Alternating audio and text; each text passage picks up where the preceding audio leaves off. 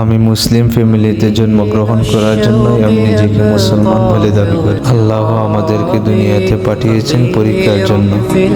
সেই পরীক্ষা রেখে গাফিল হয়ে দুনিয়ার পরীক্ষার মধ্যেই আমরা পড়ে গেছি।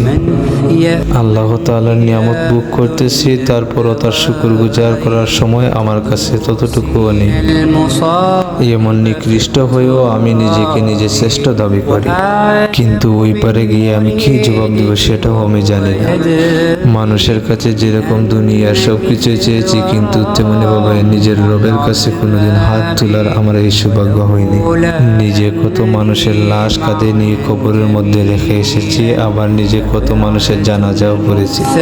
সেই মানুষগুলো আর কখনো ফিরে আসেনি এবং তাদের কোনো খোঁজ খবর রাখার মতো দুনিয়ার কারো সামর্থ্য নেই। এবং যাদেরকে খবরে রেখে এসেছি তাদেরকেও আমি ভুলে গেছি, তাদের কথা কোনো সময় আমার স্মরণ হয় না। কিন্তু ওই মানুষগুলোর মধ্যেও কিছু নাদান মানুষ আমার মতো ছিল, যে দুনিয়ায় নিয়ে ব্যস্ত হয়ে পড়ত। আর আজ তারা কোথায় আর আমি কোথায়? আমারও সেই জায়গার মধ্যে যেতে হবে।